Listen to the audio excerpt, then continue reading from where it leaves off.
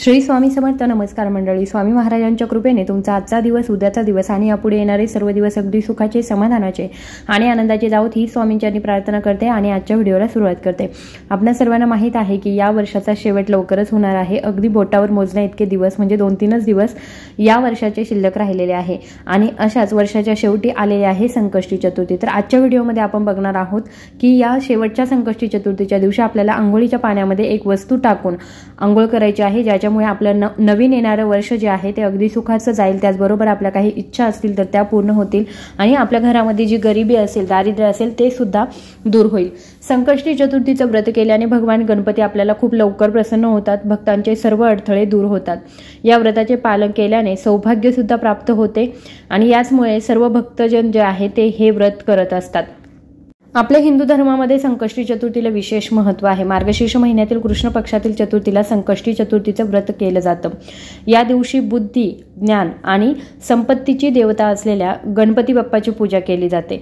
सर्व देवी देवतांमध्ये पूजल्या जाणाऱ्या गणपतीला प्रथम पूजनीय स्थान दिले जाते.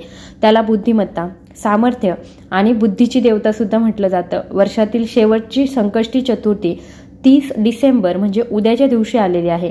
संकष्टी चतुर्थीला पूर्ण विधीपूर्वक श्री गणेशाची आराधना केल्याने आपल्याला अपेक्षित फळ मिळतं. तर उद्याच्या दिवशी आपल्याला दिवसभर गणपती बाप्पांची पूजा तर करायचीच आहे, त्याचबरोबर आपल्याला ज्या काही सेवा करता येतील त्या करण्याचा प्रयत्न करायचा आहे.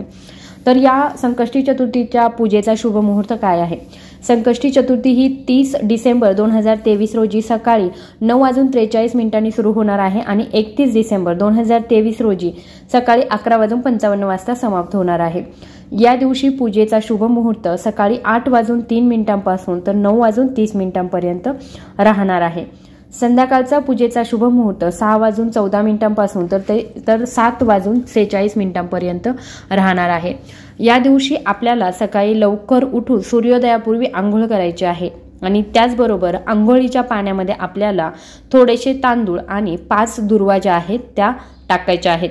आणि जेव्हा आपण आंघोळीच्या पाण्यामध्ये या 5 दुर्वा टाकत असाल तेव्हा आपल्याला ओम विघ्नहर्ताय नमः या मंत्राचा जप करायचा आहे. जेव्हा तुम्ही दुर्वा टाकाल त्यावेळी सुद्धा ओम विघ्नहर्ताय नमः या मंत्राचा जप करायचा आहे. तांदूळ टाकायच्या वेळी सुद्धा आपल्याला ओम विघ्नहर्ताय नमः या मंत्राचा जप करायचा आहे.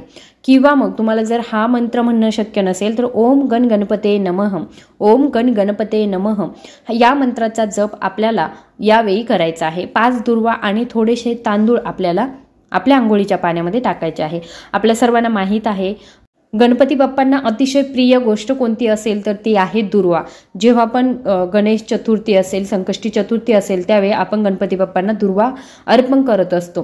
तर यासोबत आपल्याला 5 दुर्वा ज्या आहेत, आपल्या दुर्वा सर्वांना माहीत आहे, आपल्याला अगदी रस्त्याने चाललो तरी सुद्धा या दुर्वा सहज मिळून जातात. अशा 5 दुर्वा आपल्याला आंघोळीच्या पाण्यामध्ये टाकायच्या आहे. या दुर्वा आणि थोडेसे तांदूळ आणि त्यांना सोबत द्यायचे आहेत ती म्हणजे मंत्रांची. मंत्र म्हटल्याशिवाय आपल्याला त्यांचा काहीही फायदा होणार नाही. त्याच्यामुळे ओम विघ्नहर्ताय नमः किंवा ओम गण गणपते नमः या मंत्राचा आपल्याला जप करायचा आहे. त्याच्यानंतर आंघोळ झाल्यानंतर आपल्याला सूर्याला अर्घ्य सुद्धा या दिवशी द्यायचं आहे. या दिवशी आपल्याला स्वच्छ धुतलेले कपडे परिधान करायचे आहेत. लाल रंगाचे कपडे घालणं अतिशय शुभ मानलं जातं संकष्टीच्या दिवशी.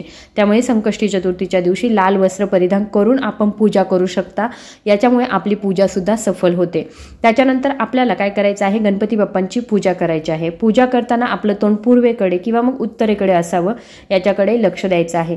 गणपतीची पूजा, गणपतीची मूर्ती फुलांनी सजवायची आहे आणि तीळ, गुळ, लाडू, फुले, पाणी, उदबत्ती, चंदन, केळी किंवा मग नारळ तांब्याच्या कलशामध्ये ठेवायचा आहे. गणपतीला चंदनाचा आपल्याला टिळा लावायचा आहे. सोबत फुलं आणि पाणी अर्पण करायचं आहे. त्यांना तिळाचे लाडू आणि मोदक अर्पण करायचे आहे. या दिवशी पूजेनंतर फळे, शेंगदाणे, खीर, दूध किंवा साबुदाणा शिवाय काहीही खाऊ नये.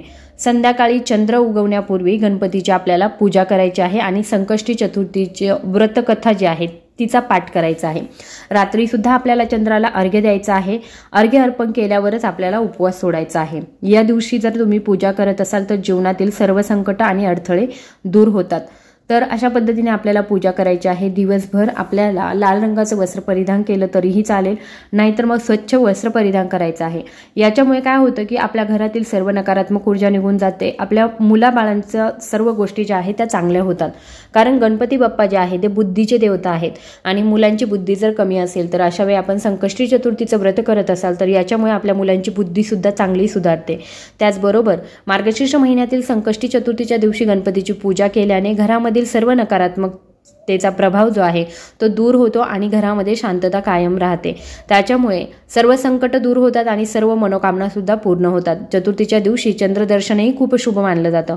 सूर्योदयापासून सुरू होणारे हे व्रत चंद्रदर्शनानंतरच पूर्ण मानले जाते। त्याच्यामुळे आपल्याला चंद्रदर्शन केल्याशिवाय आपला उपवास सुद्धा सोडायचा नाही। तर अशा पद्धतीने आपल्याला हा अतिशय प्रभावी उपाय उद्याच्या दिवशी करायचा आहे, ज्याच्यामुळे आपल्या मनातील सर्व इच्छा लवकरात लवकर पूर्ण होतील। आय होप की हा व्हिडिओ तुम्हाला आवडला असेल तर नक्की व्हिडिओला लाईक, शेअर आणि सबस्क्राईब करा। धन्यवाद।